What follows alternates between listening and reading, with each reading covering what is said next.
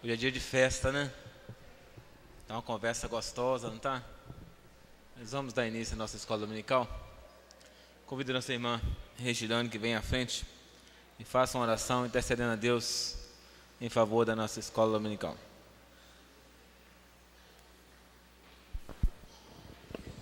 Oremos. Senhor Deus de amor e de infinita bondade, nós louvamos o Teu nome pela Tua grandeza, pelo Teu poder, pela Tua majestade. Ó Pai, muito obrigado por essa manhã de vida. Muito obrigado por estar em Tua casa, para aprender um pouco mais a Tua palavra. Nós queremos Te pedir que o Senhor venha, ó Deus, falar a cada coração nessa manhã. Que o Senhor venha transformar cada vida para a glória e para a honra do Teu nome. Muito obrigado pelos nossos 50 anos. Muito obrigado por essa igreja, ó Pai, que tem sido luz desse bairro. Que o Senhor continue sustentando, ó Deus, fortalecendo a cada dia. Muito obrigado por tudo. Abençoe muito essa escola dominical. Abençoe muito cada visitante. Fique conosco, em nome de Jesus. Amém.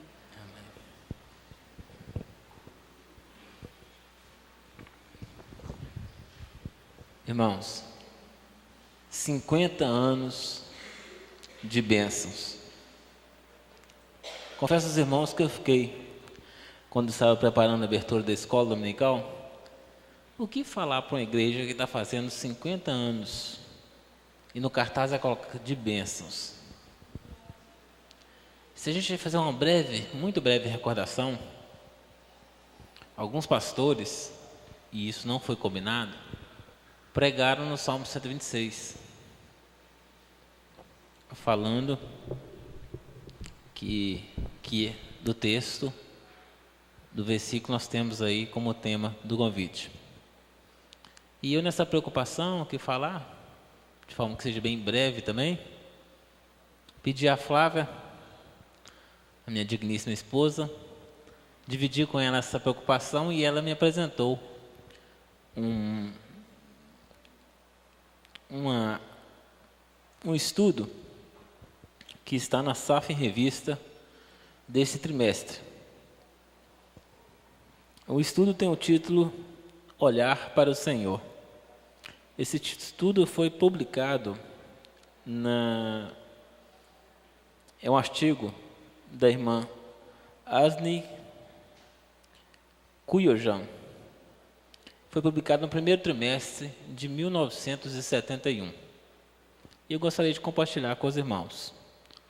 Qual é o segredo de uma igreja que completa 50 anos? Eu fiquei pensando nisso. Qual o segredo? Quais são os segredos? Quais foram as estratégias? O que faz com que uma igreja tenha 50 anos de bênçãos? E eu acho que esse artigo veio a calhar. O título diz, Olhar para o Senhor. Em Provérbios 4, versículo 25, diz que os teus olhos olhem direito, senão serás grandemente prejudicado. Assim fez Abraão. Agora, ergue os teus olhos. Em outra passagem, agora olhe para os céus, disse-lhe Deus. E quantas vezes nós lemos nas Sagradas Escrituras que o herói da fé, Abraão, obedeceu àquela ordem de Deus. Na Bíblia nós temos vários textos que dizem, tendo Abraão erguido os olhos, viu. Gênesis 18, 2, 22, de 4 a 13. Quais foram as consequências para a vida de Abraão? Que sempre buscou refúgio olhando para o Senhor.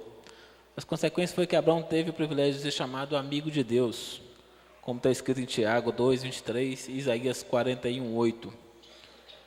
Abraão foi uma bênção para a sua família, para o seu povo, para a humanidade. Convido os irmãos a abrir suas Bíblias no livro de Números, no capítulo de número 21. Números 21. Nós vamos ler do versículo 4 ao versículo 9.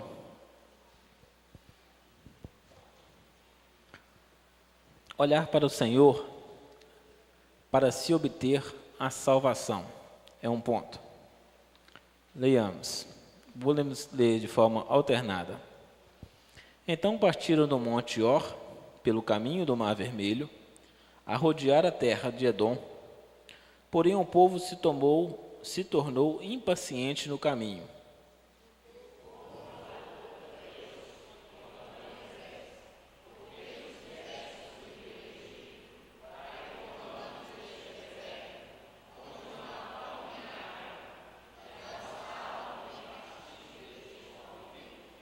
Então o Senhor mandou entre o povo serpentes abrasadoras, que mordiam o povo, e morreram muitos do povo de Israel.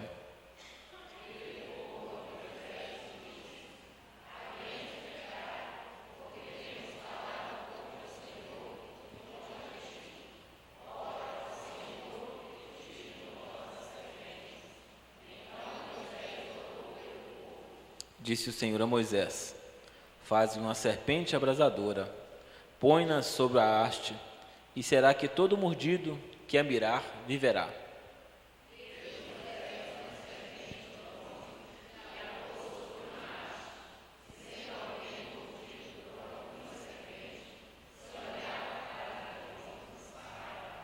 Ou seja, o povo murmurava. Deus deu o castigo, as serpentes do deserto. Deus também deu a ordem, depois que Moisés suplicou em favor do povo, que fizesse uma serpente, que o povo olhasse para ela e estaria sendo curado, uma serpente abrasadora. Isaías 45, 25, diz que olhai para mim e sede salvos, vós, todos os limites da terra. Essas palavras nos lembram do povo do Egito, esse texto que nós lemos, em Números, quando ele estava impaciente, murmurando e reclamou contra Deus. Mas no versículo 8, diz que aquele povo que reclamava, quando pediu a Moisés que intercedesse em favor do povo, Deus providenciou a salvação para eles, que seria o olhar para a serpente. Nosso Senhor Jesus Cristo, usando esse mesmo exemplo, disse: de modo porque Moisés levantou a serpente no deserto, assim importa que o Filho do Homem seja levantado, para que todo o que nele crê tenha a vida eterna. Resultado: olhar para o Senhor nos dá a certeza da salvação. Devemos olhar para o Senhor para buscar socorro. Abramos nossas Bíblias em Crônicas, 2 Crônicas, capítulo 20.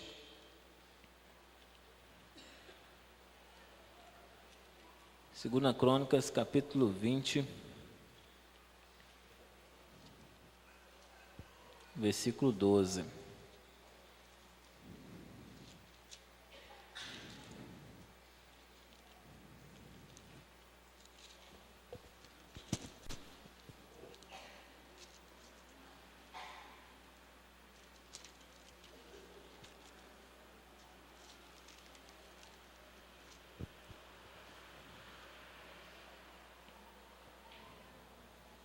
Josafá, quando a grande multidão veio contra ele, ele que era um rei sábio, se pôs a buscar ao Senhor e suplicou, dizendo, vamos ler todos juntos?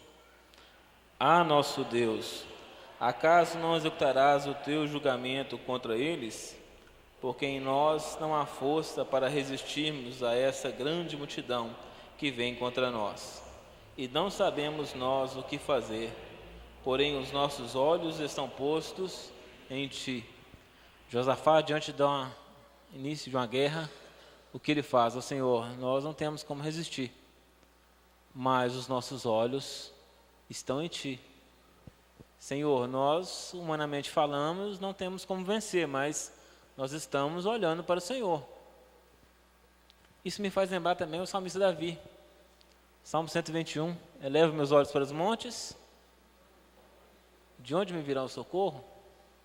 Então, olhar para o Senhor nos traz socorro nos momentos de tribulação.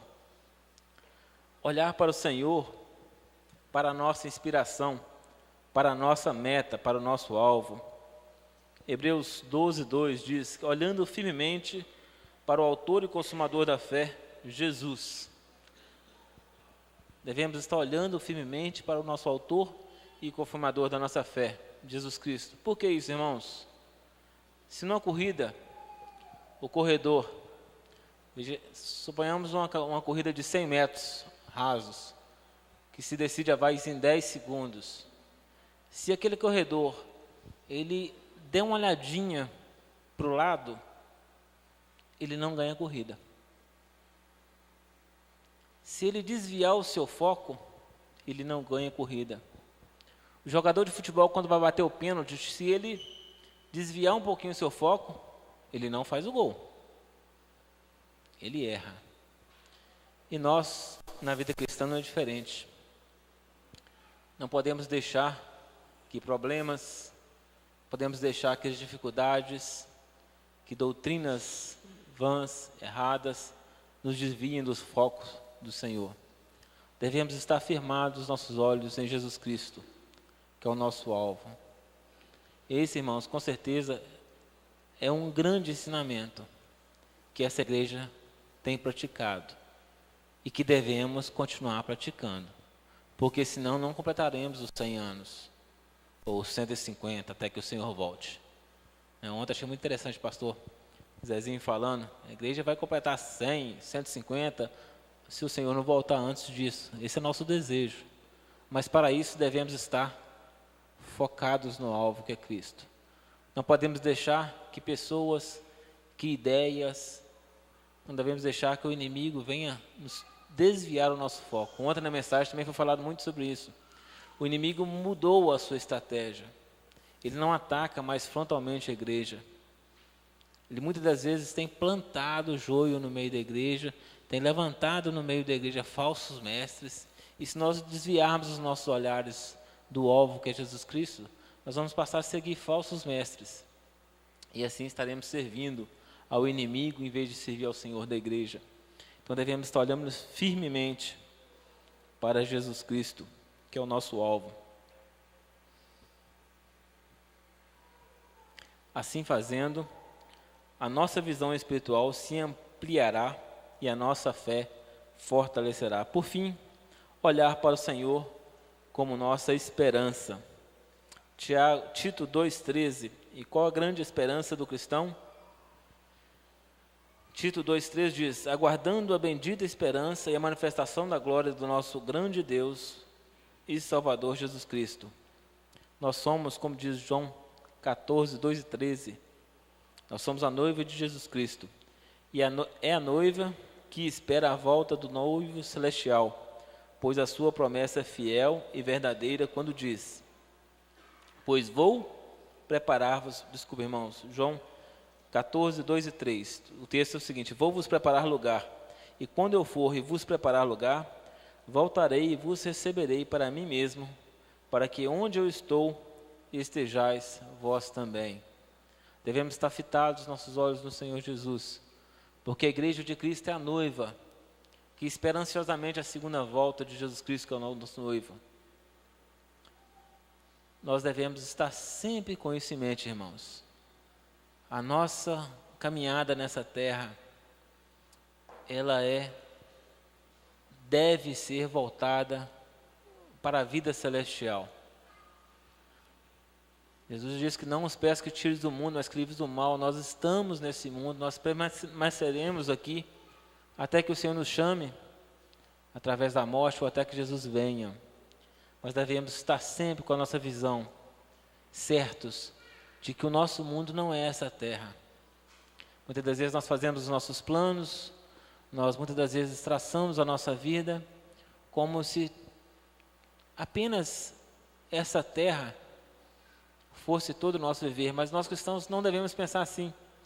Devemos ter a certeza que a nossa pátria, o nosso lar, ele é celestial, é no céu.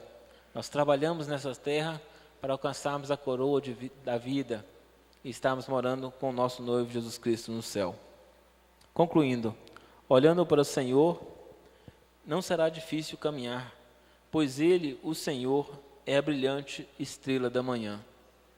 Se essa igreja quer completar os seus 100 anos, nós agradecemos a Deus porque completou os seus 50. Muitas bênçãos, irmãos, muitas lutas, muitas provações. Eu muitas das vezes me emociono porque eu sou filho dessa igreja.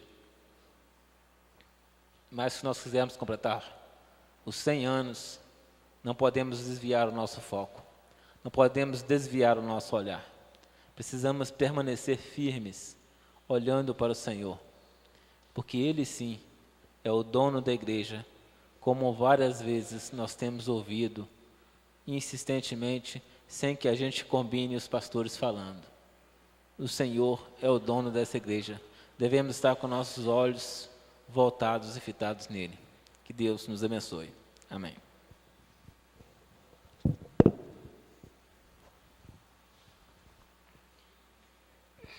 Irmãos, vamos estar entoando o hino de número 172, Chuvas de Bênçãos, hino 172. Enquanto cantamos esse hino, os irmãos que trouxeram seus dízimos e as suas ofertas terão o privilégio de depositá-los no gasofilácio,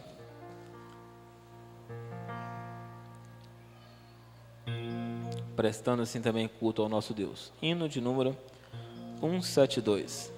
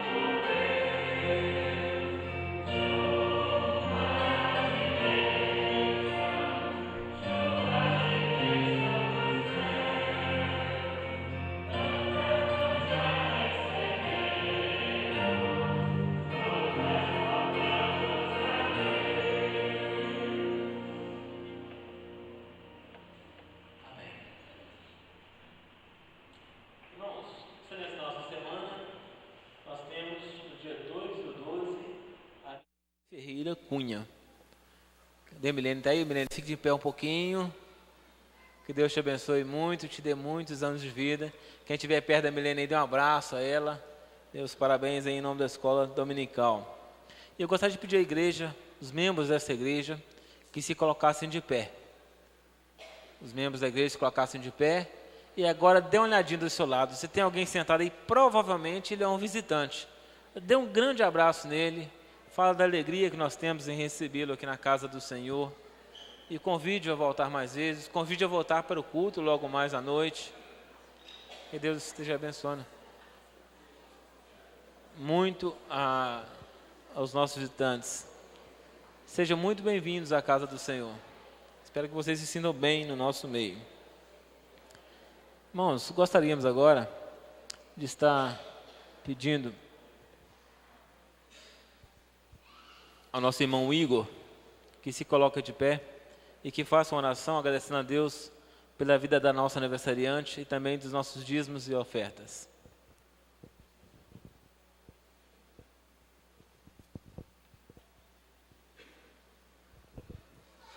Oremos.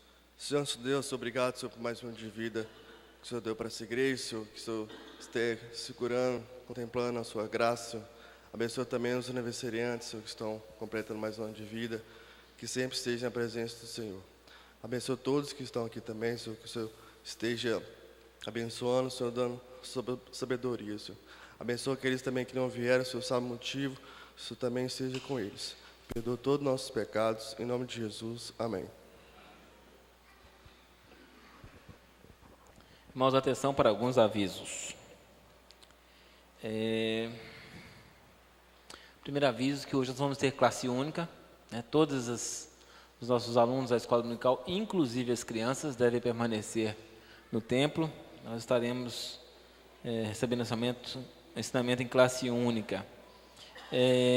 Atenção, presbíteros, reunião do conselho com o reverendo Geraldo Silveira, logo após a escola bíblica dominical. Então vamos estar nos reunindo lá no gabinete pastoral com o reverendo Geraldo Silveira.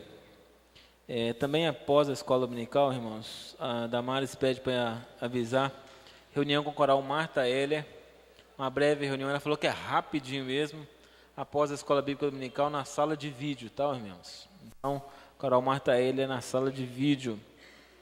Essa semana, é a primeira semana do mês, tradicionalmente nós já temos a reunião de oração às 7 horas da manhã. Então, a partir de amanhã, às 7 horas da manhã, estaremos na nossa reunião de oração. Eu não vi no boletim a questão da escala, mas acredito que logo mais à noite vai ser providenciada ou vai ser divulgada. Acho que eu não esqueci de nenhum aviso, não. Irmãos, hoje nós vamos estar tendo a participação especial também do grande coral da igreja. Então nós vamos dar a oportunidade ao coral que estará apresentando alguns dos seus hinos. Neste momento, então, nós passamos a palavra ao coral. Logo após, gostaria que o reverendo Wagner estivesse apresentando o reverendo Geraldo Silveira e passando aí a palavra.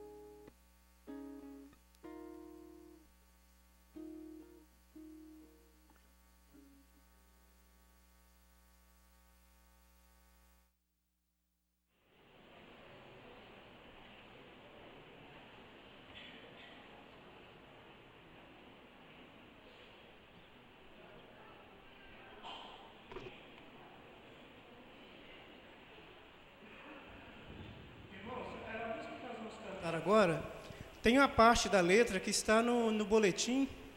O coral vai cantar a primeira parte e na hora que for a entrada da congregação eu dou sinal para vocês, ok?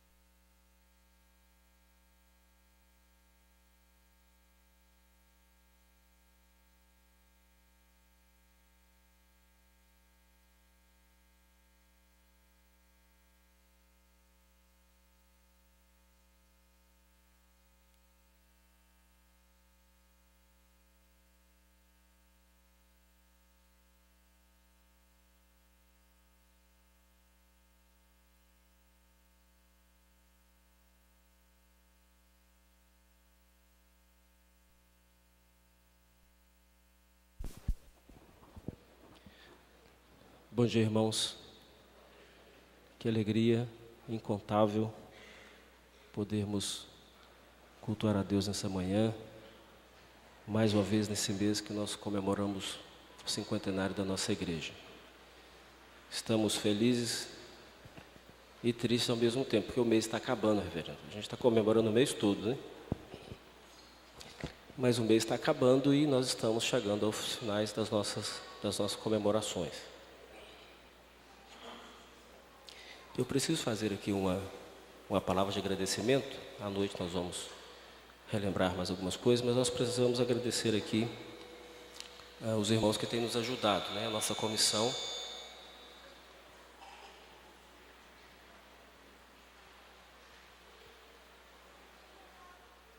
Os irmãos da nossa comissão, você nomeou uma comissão para estar organizando o aniversário. Esses irmãos têm trabalhado muito nesses dias, e é um trabalho difícil, muitas coisas a organizar, nós queremos agradecer a Deus pela vida deles. Também os irmãos da Igreja Batista, que têm participado conosco aqui no coral, Deus abençoe a vida de vocês. Os irmãos que estão envolvidos aí com esse trabalho de música. Nós somos muito gratos, estamos muito felizes com a participação de vocês aqui. Nós teremos classe única hoje, as crianças vão permanecer no templo.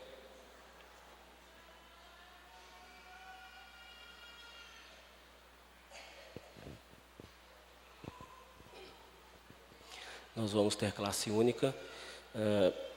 Queremos trazer aqui também informação da Júlia.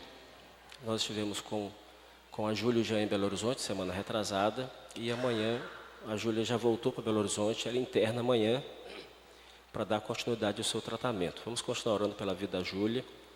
Deus já tem abençoado, desde a última consulta, ela teve uma melhora muito boa, muito considerável, não teve mais crises convulsivas, e amanhã ela interna pela manhã para dar continuidade ao seu tratamento. Vamos continuar orando pela vida da Júlia, pela Keninha, pelo Jean e pelas crianças também, em favor desse tratamento. Está conosco o reverendo Geraldo Silveira.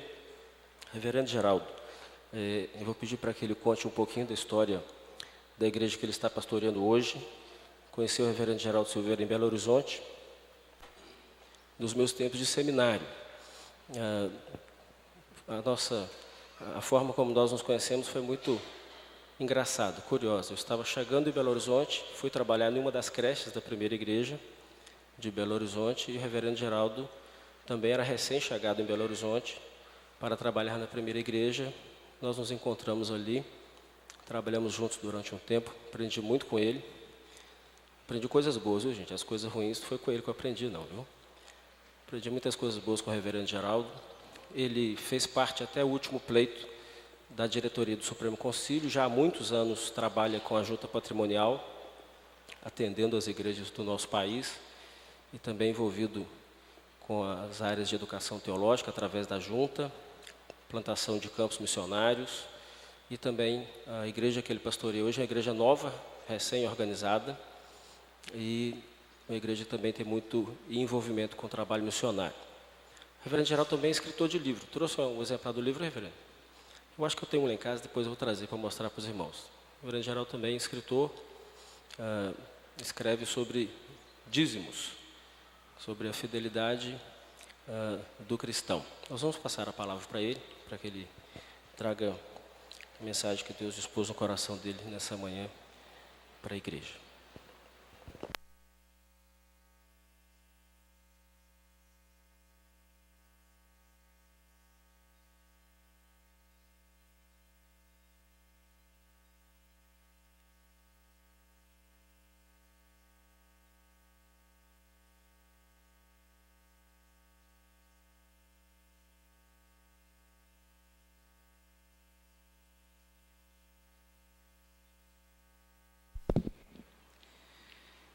Irmãos, metade do que o reverendo Wagner falou, os irmãos esquecem, e a outra metade deleta depois, mais tarde.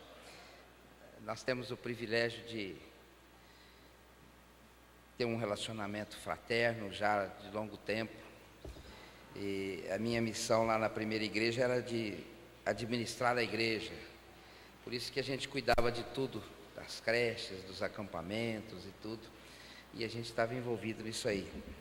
E nosso relacionamento não ficou só lá na primeira igreja, já tenho pregado em algumas... Na outra igreja que o Rolando Wagner foi pastor, aqui no aniversário da igreja, ele me convidou. Então tem sido bondade dele me convidar sempre para pregar em igrejas que ele pastoreia. E a nossa igreja lá em Belo Horizonte é uma igreja nova. Nós, depois de 5 anos como pastor administrador da primeira igreja, nós recebemos o desafio de plantar uma igreja num dos bairros. E 3 casais, nós reunimos o primeiro grupo, o primeiro núcleo, ficamos juntos. Depois o grupo cresceu um pouco.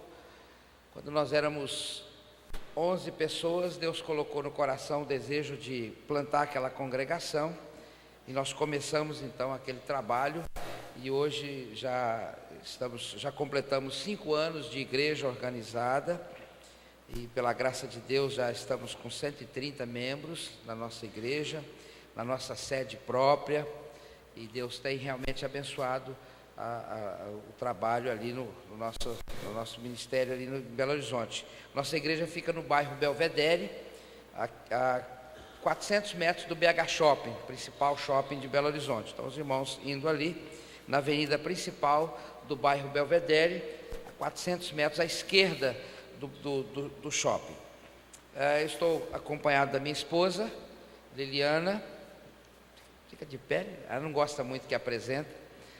Liliana, nós estamos desde sexta-feira em Governador Valadares. Liliana é vice-presidente da Confederação Nacional da SAF, da região Sudeste.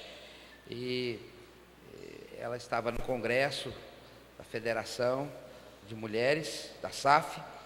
E Congresso dos Homens também, reunido. E eu falei um dia, eu falei 2 dias, ela falou...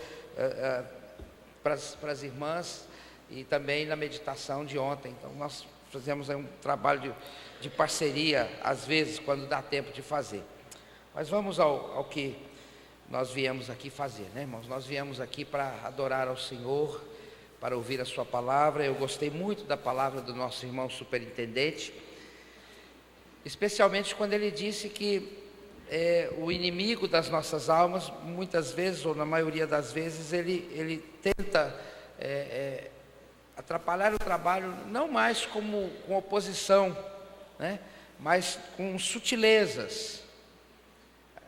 Às vezes ele coloca o joio no meio do trigo, às vezes ele entra de outras formas na igreja, de forma às vezes mais sorrateira, colocando ensinamentos que aparentemente são bonitos, que aparentemente são ensinamentos que podem trazer no primeiro momento uma dinâmica, mas que, quando analisado a fundo, são ensinamentos que estão completamente desvinculados daquilo que a palavra de Deus nos ensina.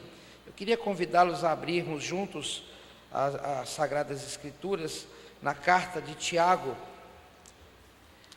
no capítulo 1,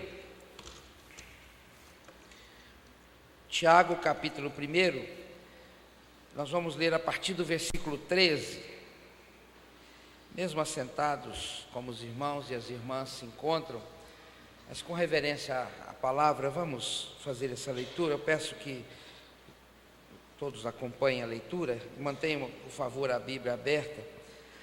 Tiago 1, 13 até o versículo 18. Ninguém, ao ser tentado, diga: sou tentado por Deus, porque Deus não pode ser tentado pelo mal, e Ele mesmo a ninguém tenta. Ao contrário, cada um é tentado pela sua própria cobiça, quando esta o atrai e seduz. Então a cobiça, depois de haver concebido, dá à luz o pecado, e o pecado, uma vez consumado, gera a morte. Não vos enganeis, meus amados irmãos. Toda boa dádiva e todo dom perfeito são lá do alto, descendo do Pai das luzes, em quem não pode existir variação ou sombra de mudança. Pois, segundo o seu querer, Ele nos gerou pela palavra da verdade, para que fôssemos como que primícias das suas criaturas. Vamos orar. Deus eterno, Pai Santo, nós estamos reunidos como igreja, como corpo do Senhor Jesus. Expressamos, ó Pai, a nossa adoração a Ti, ó Trindade bendita, Deus Pai, Deus Filho, Deus Espírito Santo. Expressamos a Ti, ó Pai, os nossos louvores por aquilo que o Senhor tem nos dado. Expressamos a Ti, ó Pai, a nossa confissão, por reconhecermos que temos pecado contra a santidade do Senhor, por palavras, por pensamentos, por atos, por omissão.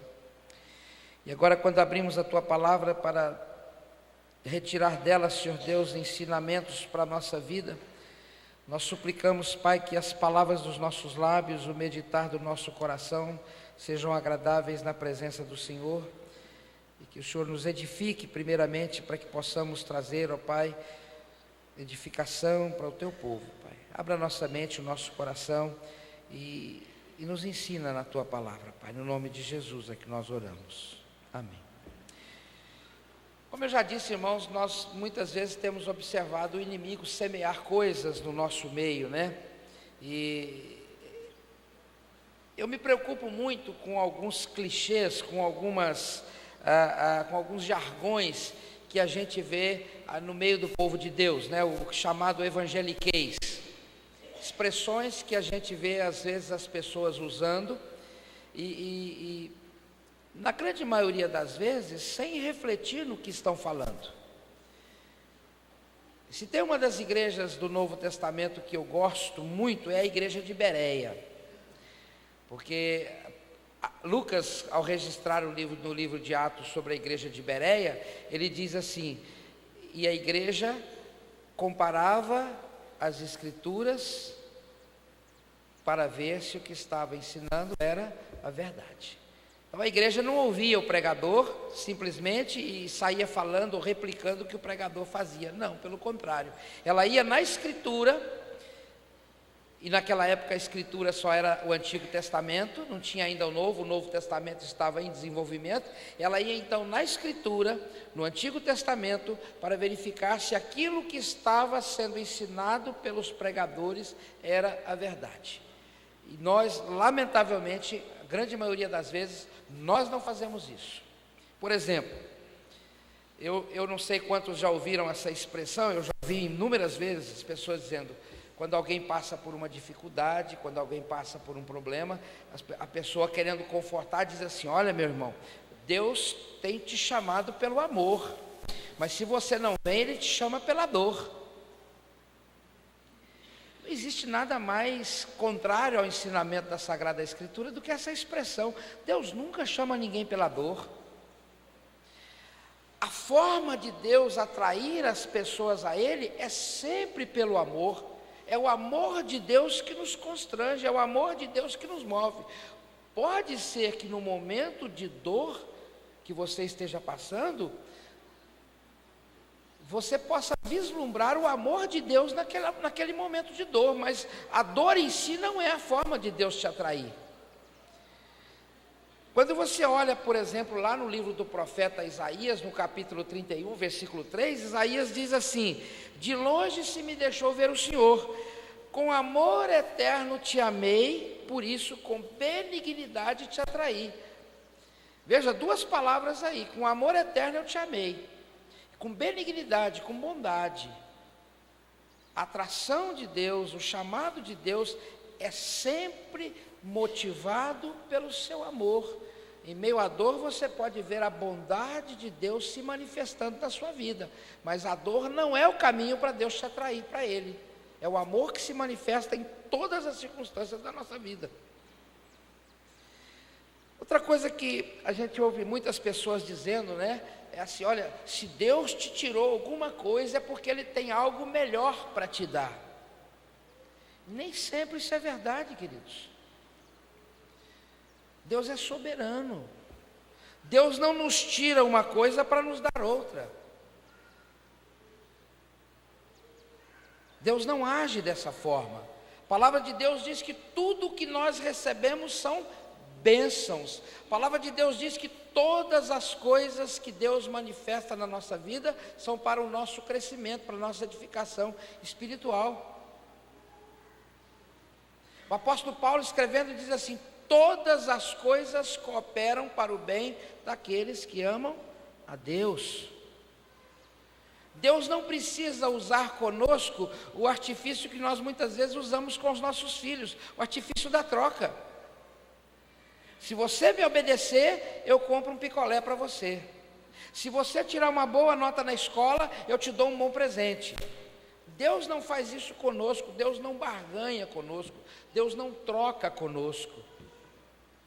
Deus pode nos dar ou não, está dentro do propósito da soberania dEle. Um grande exemplo que nós encontramos nas Escrituras é o exemplo de Jó. Jó perdeu tudo, mas Jó era alguém que estava conformado com aquilo que aconteceu na sua vida, né? E quando nós lemos lá no capítulo 42 de Jó, nós vamos ver Jó reconhecendo isso. Ele diz assim, Jó 42: então respondeu Jó ao Senhor: bem sei que tudo podes, e nenhum dos teus planos pode ser frustrado. Quem é aquele, como disseste, que sem conhecimento encobre o conselho? Na verdade, falei do que não entendia, coisas maravilhosas demais para mim, coisas que eu não conhecia. Jó falou um monte de asneira para Deus, e Deus chamou Jó e falou assim: Jó, vem cá, vamos conversar. Onde é que você estava quando eu lancei os fundamentos da terra?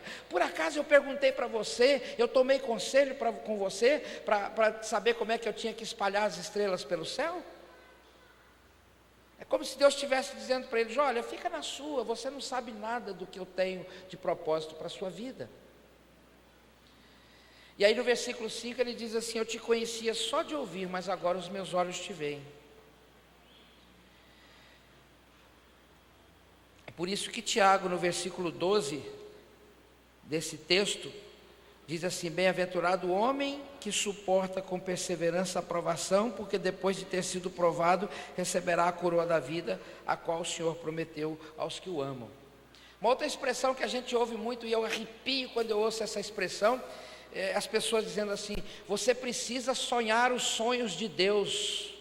Deus tem sonhos grandiosos para a sua vida. Gente, Deus não sonha. Para com isso, lê a Escritura. Deus tem propósitos definidos para a nossa vida. O projeto que Deus tem para a minha vida e para a sua vida está revelado aqui. Está revelado aqui. Nós sonhamos, Deus não. Deus tem propósitos definidos para nós na sua vida. Se você quer conhecer os sonhos de Deus, né, que eu chamo de propósitos, leia a Escritura. Viva uma vida reta, íntegra, de santidade, que você vai conhecer os propósitos que Deus tem para a sua vida.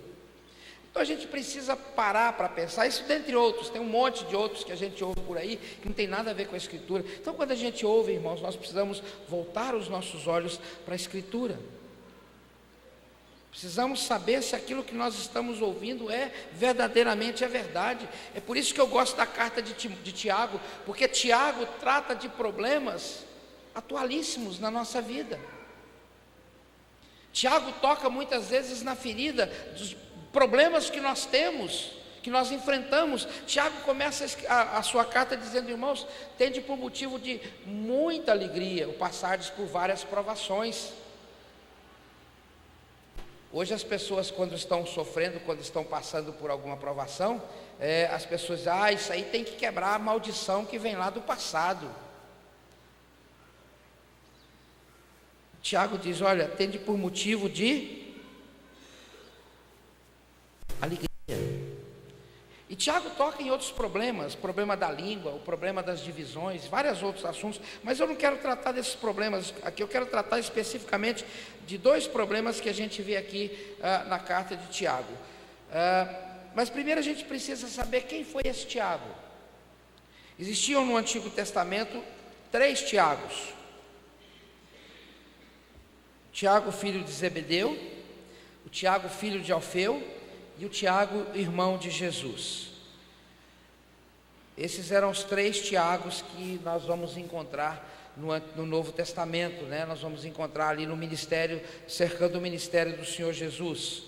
O Tiago, filho de Zebedeu, irmão de João, Atos 12, de 1 a 2, dizem que ele foi martirizado provavelmente no ano 44.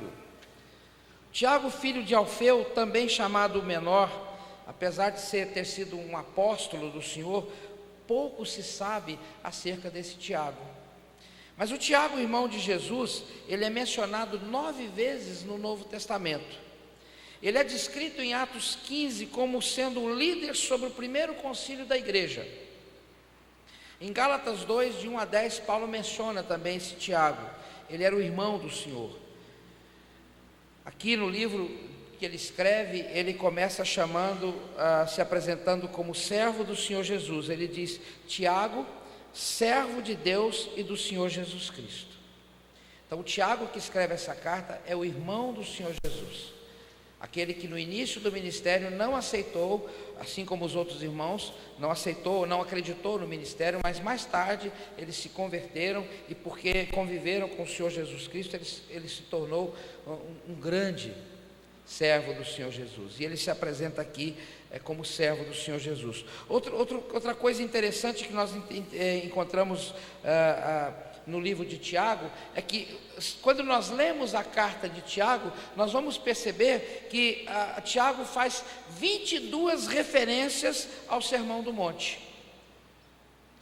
Então a carta de Tiago ela é muito parecida com o Sermão do Monte, pregado pelo nosso Senhor Jesus Cristo. Uma outra coisa que chama a atenção na vida de Tiago era a sua vida de oração. Tiago era um homem que orava incessantemente. Tiago é conhecido na história da igreja por um apelido que lhe colocaram de joelhos de camelos. Ele ganha esse apelido porque ele passava horas e horas em oração, de joelhos, de quebrantamento, de busca de unção, de orientação. E os joelhos dele fizeram uma crosta, um calo tão grosso, que as pessoas olhavam e comparavam com os joelhos dos camelos, que também tinha aquele calo, aquela crosta. Então Tiago era conhecido como joelhos de camelo. Como faz falta nos nossos dias, né, irmãos? Homens e mulheres com joelhos de camelo, né? Os bancos das nossas igrejas não tem nem genuflexório mais, porque a gente desaprendeu de orar de joelhos. Quando nós fomos comprar os bancos da nossa igreja, o fabricante do banco assustou, porque eu perguntei para ele, antes de perguntar se o banco era confortável, eu perguntei: o banco tem genuflexório? Ele falou: não. Eu disse: então eu vou procurar um outro fornecedor que ponha genuflexório no banco. Ele falou: não, a gente coloca se o senhor quiser, mas o banco é confortável. Eu falei: meu irmão, eu não quero saber se o banco tem conforto, eu quero saber se ele tem genuflexório. Nós precisamos aprender a orar de joelhos, irmãos. Vamos voltar à prática da oração de joelhos, de quebrantamento. Mas o que Tiago nos ensina nesse texto? Se os irmãos e irmãs quiserem aprofundar no conhecimento, eu costumo dizer sempre para a igreja que não tem nada de original no sermão do pastor, é fruto de estudo. Então, se alguém quiser aprofundar o estudo, podem, aí eu vou dar aqui alguns livros, né? Da casa Editora Presbiteriana, tem um comentário de Tiago, comentário fininho de John MacArthur, que é muito bom, baratinho, acessível. Há um outro livro também da editora Vida Nova, chamado Tiago, Introdução e Comentário. Há um outro livro também da Casa Editora Presbiteriana, esse é um pouco mais grosso, chamado Tiago e Epístolas de João, de Simon Kistemaker. E um outro livro que eu creio que já está esgotado, mas é fácil de achar em alguma livraria ainda, Creio Sim, mas e daí? Comentário de Tiago, de Montgomery, além de comentários das Bíblias que nós temos, né? Bíblia de Genebra, Bíblia MacArthur, Bíblia Vida Nova, Bíblia Shedd, Bíblia comentada de Lutero, Bíblia arqueológica. Então todas essas Bíblias que têm comentário ajuda a nós compreendermos um pouco mais o texto. O que Tiago nos ensina sobre tentação? A primeira coisa que eu quero que os irmãos e as irmãs entendam é que provação e tentação, elas têm uma única raiz no original grego. Tiago diz lá no versículo 12, bem-aventurado o homem que suporta com perseverança a provação. No capítulo 1, ainda no versículo 2, ele diz, meus irmãos, tende por motivo de toda alegria o passardes por várias provações. E aqui nesse texto que nós lemos, no versículo 13, ele diz, ninguém ao ser tentado diga, sou tentado por Deus. Tiago aqui, nesse texto, ele está preocupado em esclarecer algumas coisas que estavam acontecendo, ou algumas confusões que estavam tendo na mente dos seus destinatários daquela carta.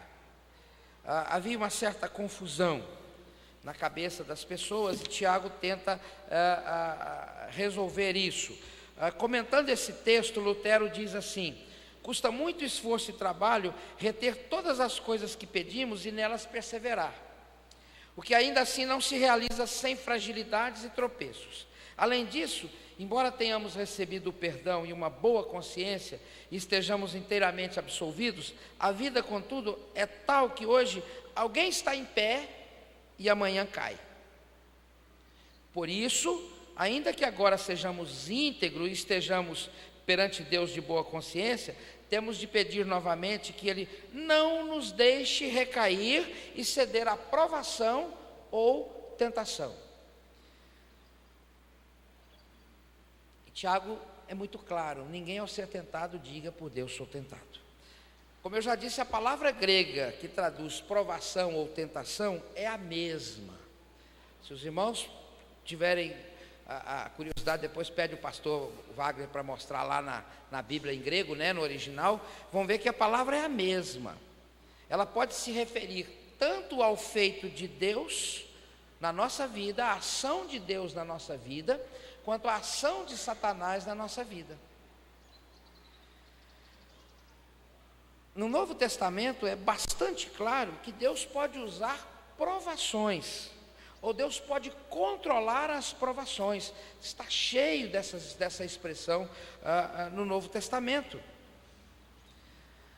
Mas ao mesmo tempo, o Novo Testamento admite que tanto Deus quanto Satanás podem administrar na nossa vida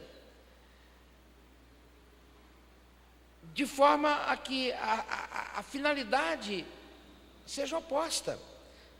Pedro mesmo apresenta as provações como uma necessidade no processo de Deus nos conduzir a uma pessoa melhor, a termos mais pureza de vida, a termos mais maturidade.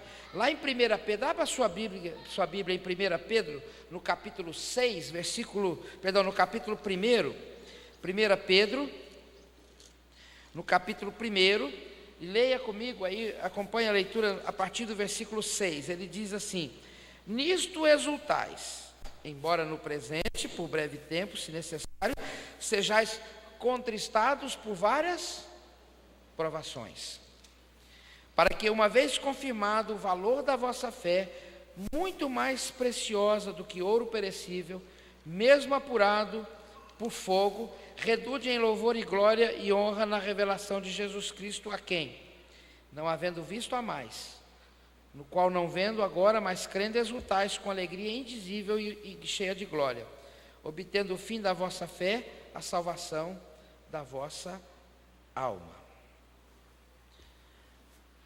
Como eu já disse, no grego não é possível você ver qual é a palavra que foi traduzida, mas no português é fácil. O português ele tenta evitar essa ambiguidade do texto, ou seja, essa dificuldade que implica, às vezes, traduzir a palavra provação como provação, e às vezes traduzir a palavra grega como tentação. O que nós precisamos entender, queridos, é que quando Deus é o agente, a palavra é traduzida por provação. Quando o inimigo das nossas almas é o agente, a palavra é traduzida por tentação. Pedro diz que Deus não nos tenta. Pedro diz que Deus não nos tenta. Tiago diz a mesma coisa. Não há uma contradição entre Pedro e Tiago, embora aparentemente possa existir uma contradição. Mas o que acontece é que eles estão concordando com a mesma coisa. Pedro diz aqui no texto que Deus nos tenta. Mas na realidade, o que ele quer dizer é que Deus nos prova. Para evitar a conclusão de que Pedro e Tiago se contradizem, nós precisamos entender essa palavra de uma forma mais ampla, não apenas literal.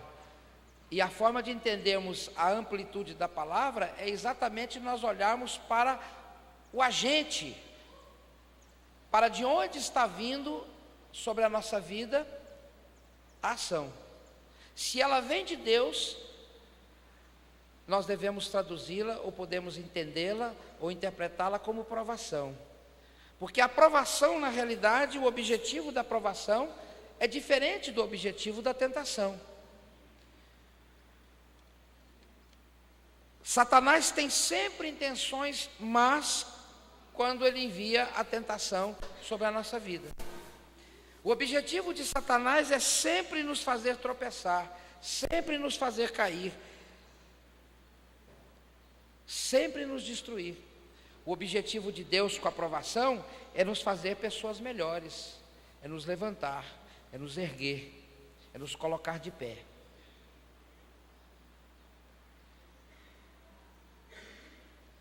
Portanto, nós precisamos entender, em primeiro lugar, queridos, que a provação é usada por Deus para aperfeiçoar a nossa fé.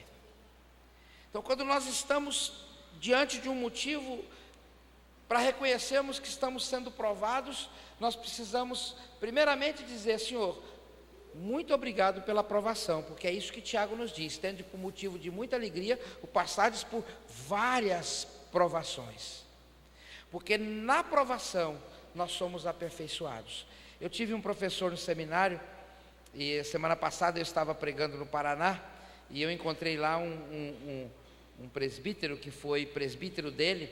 Ele voltou para a Holanda, um holandês, desse tamanhozinho assim, uma barba grande, um homem piedosíssimo, um homem que tinha uma fé muito, muito firme, mas um homem que tinha uma vida espiritual e uma vida moral, uma vida familiar, sem que ninguém pudesse falar alguma coisa.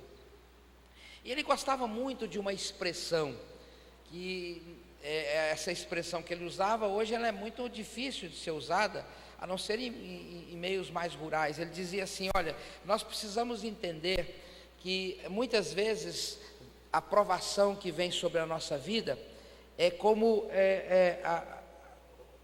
o grão que o agricultor pega e coloca no pilão. E aí o que ele vai fazer com o grão no pilão? Ele vai socar para tirar o pó, a impureza, né? Você pega o arroz, põe no pilão, soca, logicamente você bate devagar para tirar a casca, depois você tira, sopra a casca e o grão fica limpo. Evidentemente, às vezes, naquela pancada que dá, um ou outro grão acontece o quê? Quebra. Mas mesmo quebrado, ele é próprio para o consumo. É isso que muitas vezes Deus faz conosco. Ele dizia: olha, se você está no pilão de Deus, dê graças a Ele, porque Deus está te provando, porque Deus está te aperfeiçoando. Pode ser que Ele te quebre, mas mesmo quebrado você vai ser usado por Deus. Então a provação, muitas vezes, que ela sobrevém sobre nós, às vezes nós atravessamos um período maior de provação, mas a provação é para nos aproximar de Deus, para despertar em nós uma vida de oração, uma vida de devoção, uma vida de leitura da Escritura. Um dia perguntaram para Tozer, A.W. Tozer, escritor norte-americano, com muitos livros traduzidos, perguntaram para ele: o que é mais importante na vida cristã, a oração ou a leitura da palavra? Ele disse assim: pergunte para o pássaro qual asa que é mais importante, a direita ou a esquerda. Se o pássaro precisa das duas asas para voar, Nós precisamos da oração e da palavra com a mesma intensidade. Se você gasta 1 hora lendo a palavra, gaste 1 hora orando ao Senhor. Se você gasta 2 horas lendo a palavra, gaste 2 horas orando ao Senhor. E o motivo de nós termos cristãos fracos é porque não tem tempo nem para ler e nem para orar. E a igreja está cheia de gente doente. Se você está passando por um momento de provação, louve a Deus, porque Deus quer te fazer uma pessoa melhor. Pode ser que Ele esteja te quebrando, sim, é verdade, mas lá no final você vai ver que você está próprio para ser usado por Deus. O diabo não. Então, Tiago diz que Tiago é alguém que tem os pés no chão, né? Quando eu leio a carta de Tiago e vejo a vida dele, eu não posso compreender Tiago a não ser como alguém, como um cristão que tinha os pés no chão, era alguém que era consciente da situação, da circunstância. Por isso é que a carta dele é muito pouco estudada, principalmente quando ele fala da língua, né? Ele fala, olha, a língua é fogo. E ele tem um conhecimento profundo acerca de Deus, exatamente por causa daquilo que nós falamos, né? Ele orava muito, incessantemente, joelhos de camelo, né? E aí, quando ele chega aqui no versículo 14, ele diz, ao contrário, cada um é tentado pela sua própria cobiça. Então nós precisamos de identificar também, irmãos, para a gente não sair para aí dizendo, olha, Deus me provou e eu, graças a Ele, eu consegui vencer a provação. Ah, mas o diabo está me tentando. A gente precisa ter cuidado para a gente também não jogar toda a tentação que sobrevém sobre nós nas costas do cramulhão, né? Do coisa ruim, do tinhoso. Porque nem tudo que acontece, nem toda a tentação que sobrevém a nós procede do diabo. Por alguns motivos muito simples. Deus é onipresente, onisciente e onipotente. Ou seja, Deus pode todas as coisas, Deus conhece todas as coisas e Deus está em todos os lugares. Só Deus tem esses 3 atributos. Esses 3 atributos são da divindade e eles não dividem esses atributos com ninguém. Portanto, o diabo não é onipotente, não é onipresente, nem é onisciente. O diabo não pode ler os seus pensamentos. O diabo não pode estar em todos os lugares. E o diabo não pode tudo na sua vida. O diabo só pode conhecer aquilo que Deus permite que ele conheça, só pode fazer aquilo que Deus permite que ele faça, e só pode estar onde Deus permite que ele esteja. Portanto, você precisa entender que a tentação, na realidade, ela faz parte da natureza humana. Ela faz parte da minha natureza, da sua natureza, em primeiro lugar. Por isso que ele diz, olha, ninguém ao ser tentado diga que está sendo tentado por Deus. Ao contrário, versículo 14, cada um é tentado pela sua própria cobiça. Quando essa o atrai e seduz. É que o problema nosso é o seguinte, nós acostumamos a transferir a responsabilidade por tudo de errado que a gente faz para o outro, não é verdade? A gente faz uma barbeiragem no trânsito, se a mulher estiver do lado, fala assim, por que você não me avisou? Mas quem está dirigindo sou eu. Por que ela tem que me avisar que eu estou fazendo coisa errada? Não é verdade? Ó, o sinal fechou. Mas espera aí, quem está dirigindo sou eu tenho que ver se o sinal fechou.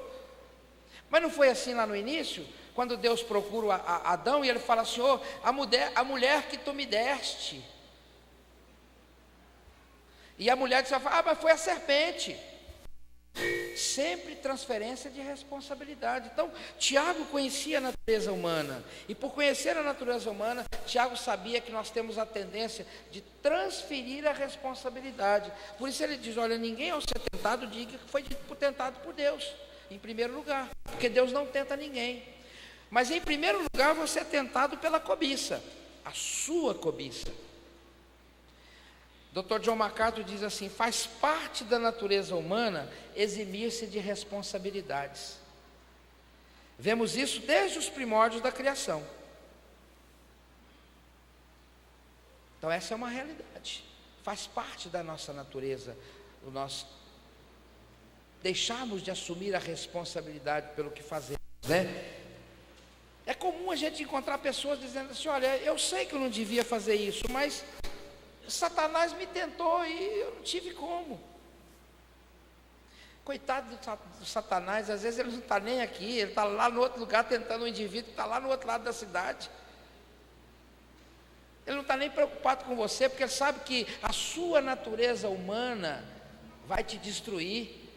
Se o Espírito Santo de Deus não agir na sua vida, você se destrói por você mesmo. Se ele não agir na minha vida, eu me destruo por mim mesmo. Por quê? Porque é a minha natureza que é inimiga de mim mesmo. Paulo diz assim: olha, eu vejo uma lei em mim, o Espírito guerreando contra a carne. O mal que eu não quero fazer, eu faço, mas o bem que eu quero, eu não faço. Há uma luta, é a cobiça tentando me destruir. É meu, é da minha natureza. Ela não precisa da ação do diabo. Ela não precisa da ação do outro. Davi estava lá no terraço. Primeiro que ele estava no lugar errado, né? Ele tinha que estar lá no campo de batalha junto com os homens, né? Aí ele viu a mulher tomando banho, lá no outro terraço, né? O que ele devia ter feito? Se fosse hoje, ele pegava o controle remoto e mudava de canal, né? O que ele devia ter feito? Sai do terraço, vai para dentro. Pronto. Não, ele ficou lá olhando. E a cobiça do coração dele fez o quê? Com que ele mandasse buscar a mulher para se deitar com ele. A culpa foi da mulher? Alguém pode, mas ela estava tomando nua lá tomando banho nua no terraço. O problema é dela. O problema é dela. O problema foi de Davi. E esse é o grande problema nosso, queridos. Muitas vezes nós dizemos: olha, eu vi. Eu me lembro de uma vez que eu vi um programa de televisão e o repórter entrevistando um indivíduo que tinha roubado um relógio numa joalheria, e ele falou assim: mas como é que foi? Ele falou assim: não, é o seguinte, eu estava no balcão assim, e de repente a vendedora deixou um relógio do lado, e eu ouvi o relógio falando para mim assim: me leva. Eu passei a mão e levei. Não foi culpa minha, ele falou comigo, eu ouvi ele falando comigo.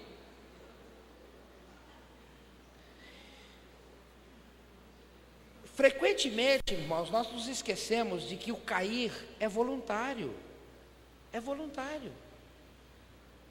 Deus me deu o Espírito Santo para que eu pudesse resistir à tentação. Lutero diz assim: eu não posso impedir que um pássaro voe sobre a minha cabeça, mas eu posso impedir que ele faça ninho sobre ela. Você não pode impedir que pensamentos maus, que pensamentos de cobiça, passe sobre a sua cabeça, mas você pode impedir que esses pensamentos tomem forma, ganhem corpo, se transformem em pecado.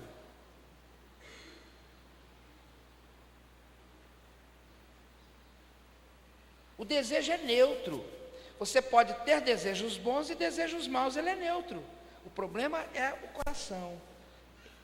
É a raiz do problema. É a raiz do desejo. Se o seu coração for bom, os seus desejos serão bons. Se o seu coração for mau, os seus desejos serão maus. Jesus Cristo diz que o que entra pela boca não contamina um homem, mas o que sai, porque procede de onde? Do coração.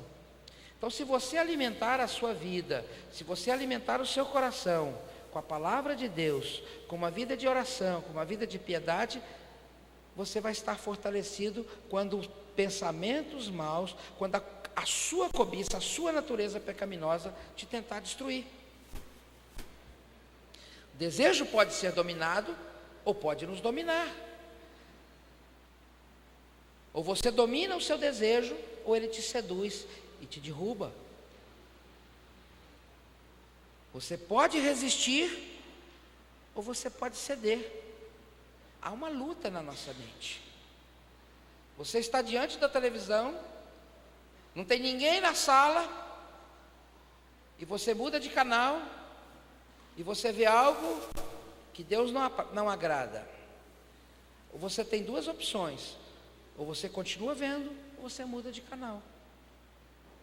Simples assim. Você está na internet, abriu um site, e você sabe que aquilo Deus não aprova, você tem duas opções: ou muda, ou continua vendo. Simples. O problema está em você, em primeiro lugar. Lutero diz assim: a tentação, porém, é de 3 espécies: da carne, do mundo e do diabo. Na carne, habitamos e arrastamos conosco o velho homem, que diariamente nos incita a toda sorte de más paixões. Percebem? Em primeiro lugar, a carne. Além disso, é o mundo que nos ofende com palavras e obras e nos impele a cólera e a impaciência.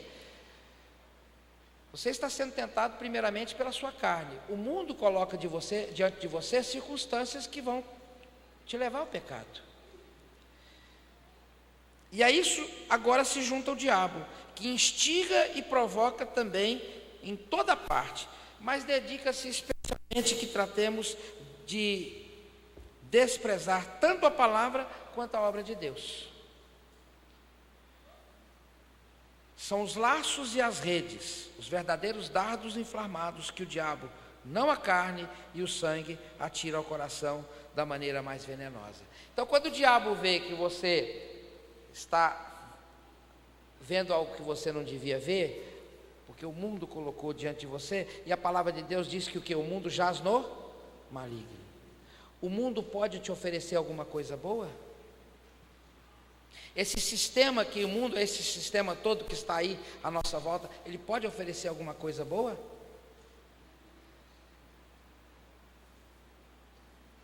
Não tem coisa que eu mais abomino do que essa tal de música funk que tem aí. Isso é coisa do capeta. Crente que ouve desse tipo de música está andando de mão dadas com o capeta, está pedindo para cair. E esse é o grande problema da igreja, irmãos. Muitas vezes o inimigo das nossas almas entra sorrateiramente através da música. Coloca coisas que nós cantamos. O irmão que mexe com música sabe que é assim. Você às vezes canta porque a melodia é bonita, porque agrada, mas ali tem uma heresia, ali tem um veneno que contamina a sua alma. Na minha igreja, a equipe de louvor não canta nada sem que passe primeiro pelo crivo. Essa semana o dirigente da equipe de louvor trouxe para mim: pastor, essa música aqui é fantástica, a gente pode cantar? Eu peguei a letra, comecei a olhar. Primeiro eu olhei o autor, falei: olha, o autor não recomenda muito não. Mas eu olhei a letra e eu falei assim: olha, me dá uma semana de prazo para examinar a letra, porque eu já vi algumas coisas aqui que não estão muito coerentes com a nossa teologia bíblica. Eu não digo nem teologia reformada, teologia bíblica. Então a gente precisa ter cuidado, queridos, porque o mundo proporciona para nós tudo isso. E o diabo, sabendo que nós muitas vezes brincamos com o pecado, estamos de mão dadas com o mundo, e a nossa igreja está se tornando mundana, o cristianismo está se tornando mundano, não só com os usos e costumes, né? Mas também e principalmente com práticas existenciais. E a gente precisa rever os nossos conceitos à luz da palavra de Deus. Os pais precisam ter um pouco mais de autoridade sobre os filhos e dizer para os filhos o que eles devem e o que eles não devem fazer, o que eles devem e o que eles não devem ouvir, onde eles devem e onde eles não devem ir, com quem eles devem e com quem não devem andar. É função nossa. Nós estamos educando, criando os nossos filhos para a eternidade. Khalil Gibran diz assim: os nossos filhos não são nossos filhos, eles são os filhos da eternidade. Eu quero chegar lá no céu e encontrar todos os meus filhos lá, e eu tenho certeza que eu vou reconhecê-los se eu os ver lá no céu.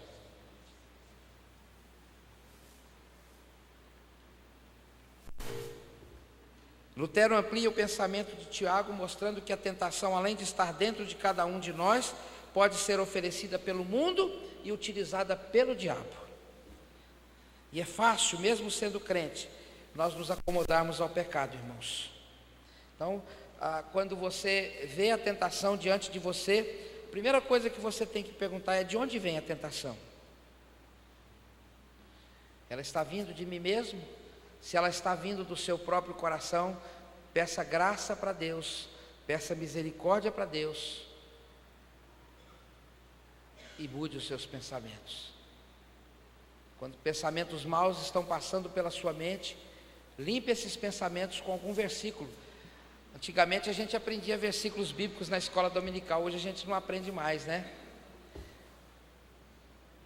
Tinha um versículo que eu decorei na minha mocidade, diz assim: como poderá guardar o jovem puro o seu caminho, observando segundo a lei do Senhor. Escondi no meu coração a tua palavra para não pecar contra ti. Salmo 119, 105, quem lembra? Amém. João 17, 17. Santifica-os na verdade, a tua palavra é a verdade. O Senhor Jesus Cristo diz: Pai, guarda-os. Eles estão no mundo, mas eles não são do mundo, como eu também não sou. Então, irmãos, quando você estiver sendo tentado, pergunte de onde vem a tentação. Vem do meu coração, você pode mudar o seu coração. É o mundo que está colocando, dê as costas para o mundo. É o diabo. A palavra de Deus diz que o diabo anda em derredor, procurando nos derrubar, né? A que ele possa tragar. Lutero disse que não tem nada que o diabo mais odeia do que ser escarnecido.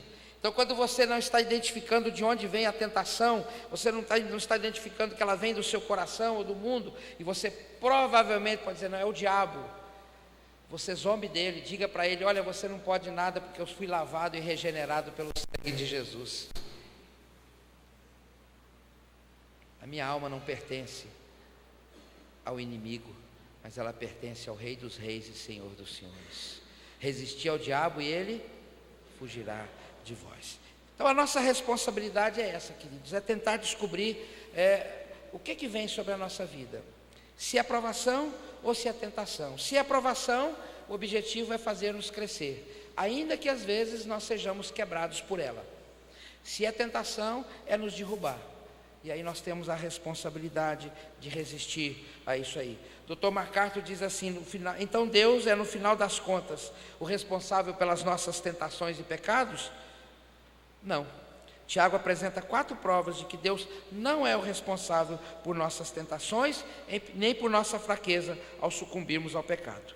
Ele explica a natureza do mal, a natureza do homem, a natureza da luxúria e a natureza de Deus. À medida que lê a passagem de Tiago, agradeça a Deus por ter nos oferecido por meio de Jesus um caminho para nos livrarmos. E aí ele cita os versículos 17 e 18. E aí eu concluo: toda boa dádiva e todo dom perfeito são lá do alto, descendo do Pai das luzes, em quem não pode existir variação ou sombra de mudança. Pois segundo o seu querer, ele nos gerou pela palavra da verdade, para que fôssemos como primícias de suas criações. A chave de tudo está aqui, queridos. Toda boa dádiva, todo dom perfeito provém do Pai das luzes. Deus não nos tenta, Deus nos prova. A provação procura transformarmos em pessoas melhores, em homens e mulheres segundo o coração de Deus. Portanto, a minha responsabilidade, acima de tudo, é compreender a bondade, o amor e a graça de Deus em meio às provações. A minha responsabilidade é compreender que a obra de Jesus Cristo na cruz me deu vida nova, e essa vida nova me capacita a resistir ao pecado, a resistir à tentação. A minha responsabilidade é viver de modo digno do Senhor. A minha responsabilidade é resistir ao diabo, para que ele fuja de mim. A minha responsabilidade é buscar compreender o que Deus quer da minha vida, e nunca questionar a sua providência e as provações que Ele manda sobre a minha vida. A minha responsabilidade é glorificar a Deus em todas as circunstâncias da minha vida, sejam elas boas, sejam elas difíceis. Jamais eu devo me esquecer do amor de Deus revelado na cruz do Calvário.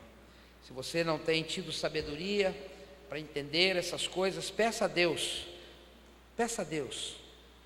Tiago mesmo nos ensina no versículo 5: se porém algum de vós necessita de sabedoria, peça a Deus. A todos dá liberalmente, nada lhes impropera e ser-lhe-á concedida. No momento de dificuldade, onde você não consegue identificar o que é, de onde vem, se é aprovação, se é tentação, se vem de Deus, se vem de você, se vem do mundo, se vem do diabo, peça sabedoria para que Deus te mostre de onde vem. E se você reconhecer no final das contas que você está sendo provado por Deus, ao invés de você reclamar com Deus, faça como o Tiago diz, fique alegre, porque se Deus está te provando é porque Ele te ama, e Ele quer o seu bem. Vamos orar?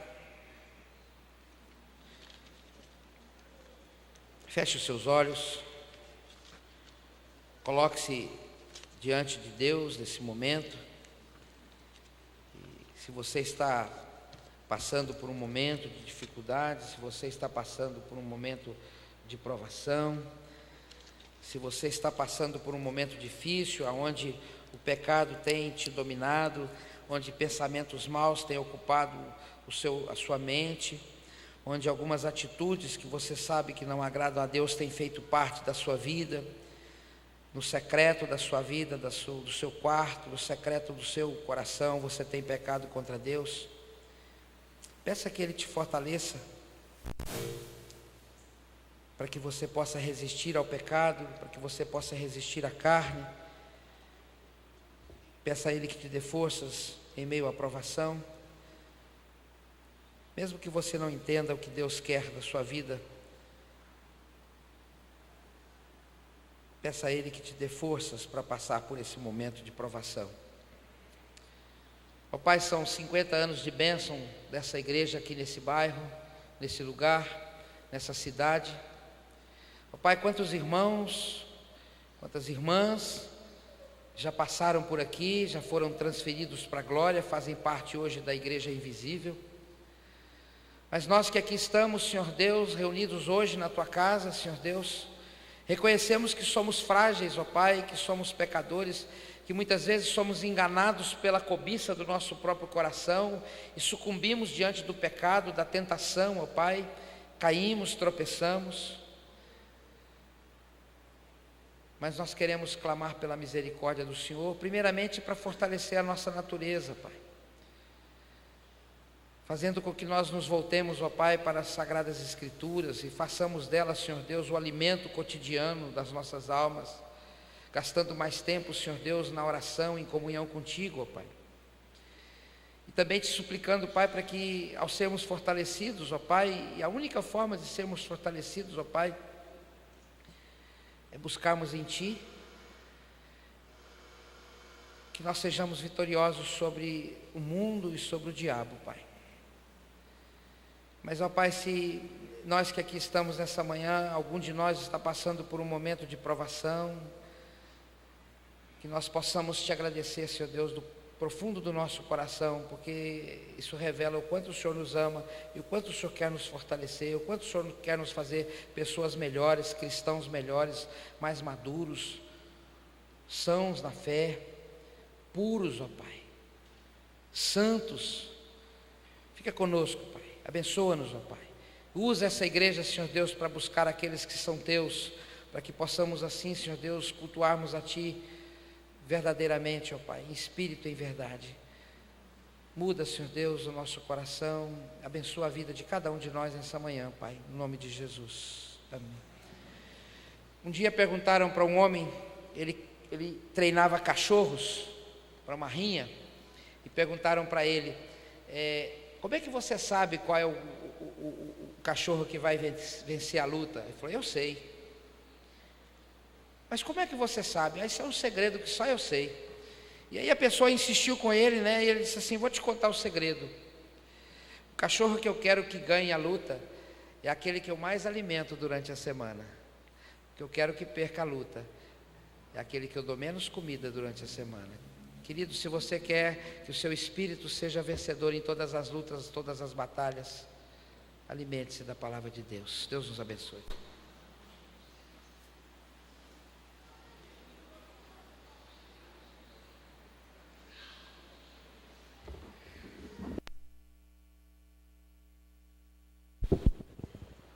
Queremos mais uma vez agradecer ao reverendo Geraldo, a sua esposa, que se dispuseram a estar aqui conosco nessa manhã. O reverendo Geraldo chegou agora há pouco de Governador Valadares, dormiram lá e vieram direto para a igreja, nem descansaram. Nós temos uns avisos importantes. Lembrar o conselho, nós vamos reunir agora, após a escola, no gabinete pastoral, com o reverendo Geraldo Silveira. Também, o grande coral e as crianças vão apresentar hoje, vão participar do culto hoje. Então, as irmãs estão pedindo para que os coristas cheguem às 18 horas pontualmente, para todos os preparativos do culto. Também, a Damares pede aos componentes do coral Marta Heller que permaneçam após a escola na nossa sala de reuniões aqui embaixo, fica bem aqui embaixo, para uma conversa com o coral. Tem um convite para o coral e precisamos resolver algumas coisas relacionadas a esse convite. Essa conversa tem que acontecer hoje, meus irmãos, sem falta. Então, agora, após a escola, nós vamos descer aí para essas reuniões. Lembre de continuar orando pelo trabalho da igreja. Hoje à noite estaremos aqui louvando o nosso Deus. Convide pessoas para estar aqui conosco e se prepare também para esse momento. O nosso conselho e a nossa igreja tem recebido nesse mês de aniversário alguns presentes, algumas cartas, e nós não tivemos a oportunidade de falar sobre tudo isso aqui. Mas nós recebemos de algumas irmãs da igreja umas toalhas de presente. Nossa irmã, cadê a Dona Marta? Não vi a Dona Marta aqui. Dona Marta presenteou a igreja com algumas toalhas. Eu acho que elas estão ali hoje já decorando a nossa igreja. A Vani está aqui conosco hoje. A Vani presenteou a igreja com um conjunto novo de bandejas para a distribuição da ceia. Nós já vamos usar aqui na próxima Santa Ceia, se Deus quiser. Também recebemos uma carta do Allen Júnior, endereçada à igreja. Em breve oportunidade nós vamos ler essa carta aqui para a igreja, mas hoje à noite nós já vamos deixar a cópia dessa carta ali fixada no quadro de avisos. É uma carta muito carinhosa à nossa igreja, lembrando do seu tempo aqui, parabenizando a igreja. Vamos continuar orando para que Deus continue falando conosco e nos abençoe durante o restante desse dia. Os irmãos da organização também vão reunir após a escola, há algumas coisas a fazer ainda. E nós vamos precisar da ajuda de alguns irmãos que estão sendo, já foram informados para os preparativos após o culto. No culto à noite a gente fala mais sobre isso, então vamos nos programar para isso. Também a nossa junta diaconal ficar atenta à porta da igreja após o culto.